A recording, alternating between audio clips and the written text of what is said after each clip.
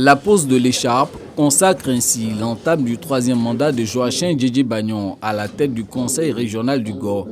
Conseiller régional élu, chef traditionnel et président de mutuelle ont fait le déplacement des 16 sous-préfectures des départements de Gagnoa et Doumé pour assister à cette cérémonie présidée par le préfet de région du Gor, Lansina Fofana.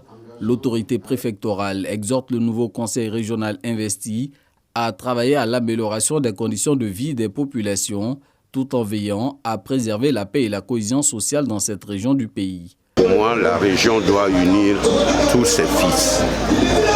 Parce que ce sont les compétences des fils de la région qui développent la région. La population a opté pour le développement. Parce que le président, comme vous le savez, lui, il est un président de développement. C'est ce que nous allons faire. Pour ce nouveau mandat, Joachim Djidji Bagnon s'engage à aller plus loin dans les actions de développement. À partir d'aujourd'hui, et comme toujours d'ailleurs, je serai le président de tous, quelle que soit l'origine, quelle que soit l'ethnie. Je serai le président de tout le monde. Et c'est avec vous qu'on fera le travail. La région du Gor compte 65 conseillers régionaux, dont 5 vice-présidents. Les vice-présidents Yacouba Dambélé et Saïe Bizier sont reconduits. Les 3 nouveaux sont Julien Conan, Rabélia Gros-Charles et Touré Aya Virginie.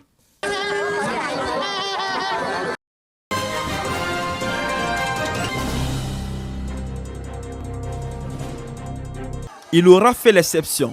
Aboubakar Fofana devient le tout premier maire de la ville de Mans à être reconduit à la tête de la commune de toute l'histoire de cette capitale du Tongpi. Son installation a donné lieu à une mobilisation des différentes couches de la société du département de Mans pour lui témoigner leur soutien pour le combat du développement, mais aussi lui dire leurs attentes.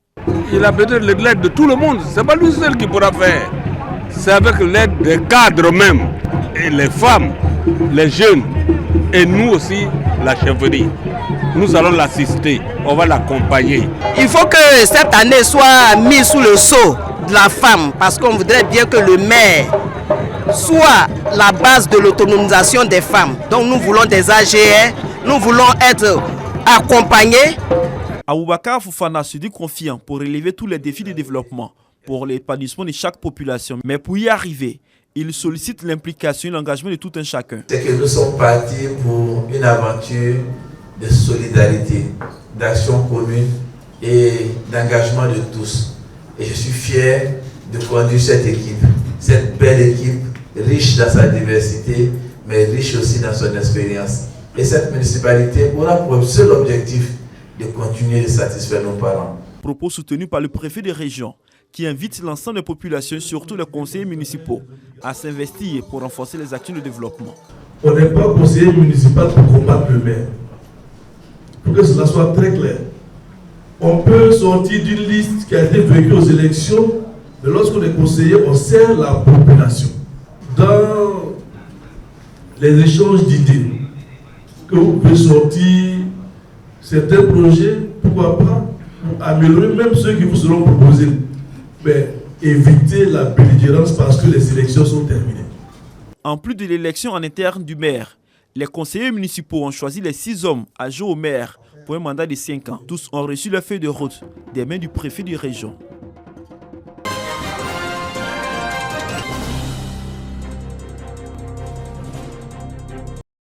À vos enfants, pour leur sécurité, vers la traversée des routes. Lycée Garçon de Bingéville, élèves, enseignants et personnels administratifs sont entretenus sur les dangers liés à l'usage du téléphone et des appareils numériques pendant la traversée des routes. Élèves, adultes, papa, maman, on a vu plein. On connaît une première grosse erreur. Un carrefour, vous traversez en diagonale. Celui qui est devant une klaxon, tu t'embrouilles, tu ne sais pas où tu vas. Après, il y a le banquier qui vient. Papa t'a dit va à l'école, on l'appelle, on dit va à l'hôpital. Est-ce que c'est bon? Le lycée Garçon de Bingéville marque une étape de la campagne de sensibilisation à la prudence sur les routes destinée à la communauté éducative. L'OSER, Office de sécurité routière, attend des responsables d'établissements de la commune de Bingéville qu'ils forment les élèves au civisme sur les routes. Le ministère des Transports est venu dans le cadre, n'est-ce pas, d'une formation, d'une éducation, n'est-ce pas, de nos élèves. Mais comme vous le constatez, notre établissement est situé dans une zone accidentogène. Donc au-delà de la formation, nous souhaitons, n'est-ce pas, que des équipements, n'est-ce pas, soient mis à la disposition, n'est-ce pas, de cet établissement pour sécuriser l'environnement scolaire. Dans le cadre de cette 9e édition de la Semaine nationale de la sécurité routière, plusieurs agents des forces de défense et de sécurité et de Lozère ont été déployés sur toutes les artères de la commune pour accentuer la sensibilisation. À Benjéville, où les accidents liés à l'imprudence des usagers de la route sont légion, cette présence est un rappel aux populations et aux automobilistes l'exigence à observer une prudence absolue sur les routes, dans la perspective de réduire les accidents.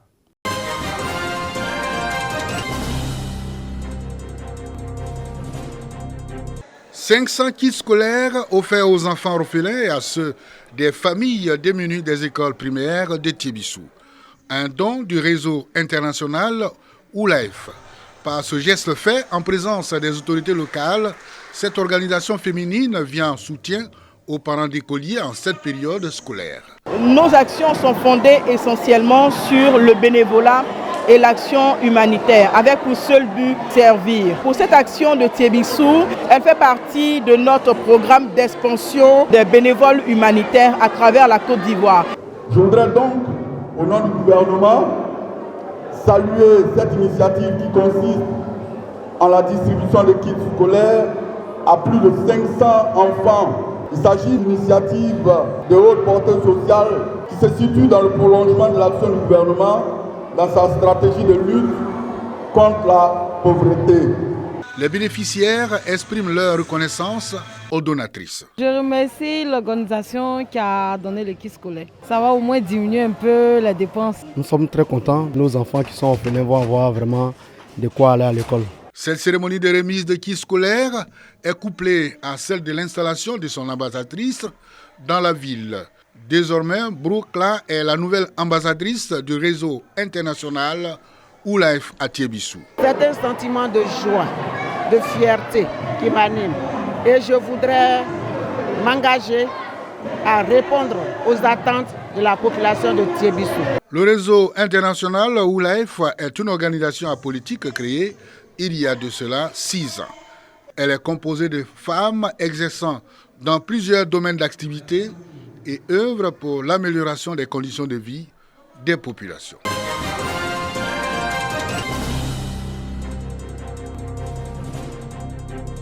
400 écoliers et élèves de la commune de Katiola bénéficient de fournitures scolaires en cette période de rentrée scolaire. Ce don est une action de la mairie de Katiola en collaboration avec l'organisation non gouvernementale HOP.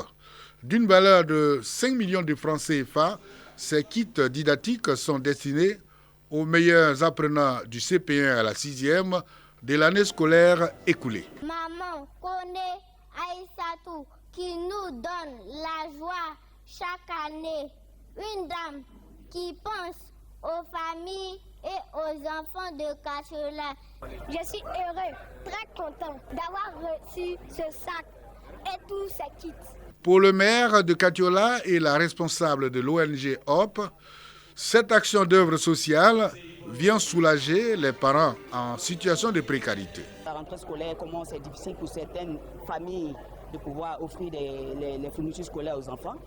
Et donc nous, à notre manière, l'ONG HOP qui prône la paix, la cohésion sociale, essayons un tant soit peu de soulager ces familles-là.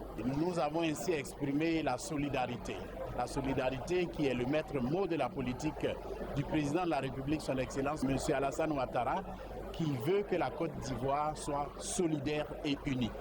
Le grand chancelier de l'Ordre national, Ali Koulibaly, apprécie le don. Son représentant à la cérémonie, le sénateur Azumala Ouattara, a salué les initiateurs pour cette action qui concourt à la bonne marche de l'éducation dans la localité.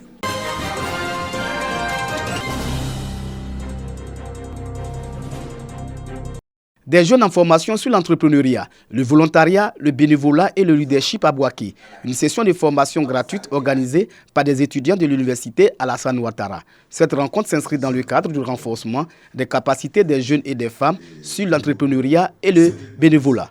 Objectif donné aux participants des outils techniques sur les deux notions, leadership et engagement communautaire, moteur d'une inclusion sociale. C'est le thème de cette formation. Nous avons pensé la journée de formation en leadership et engagement communautaire parce que nous nous sommes dit qu'à notre ère, les jeunes qui se disent leaders sont nombreux, mais peu d'entre eux sont réellement leaders. J'ai appris que pour être un leader, il faut servir aussi beaucoup de personnes. Par rapport au bénévolat, on peut aussi avoir des opportunités d'affaires. Le président régional du Conseil national des jeunes du Côte d'Ivoire, de Béquet, exhorte les participants à traduire dans les faits les enseignements reçus. Nous sommes venus pour les inviter véritablement à saisir également toutes les opportunités que l'État met à leur disposition. Nous les avons invités également à accepter d'être des bénévoles. Nous les avons invités à pouvoir donner le meilleur d'eux-mêmes sans attendre quelque chose en retour.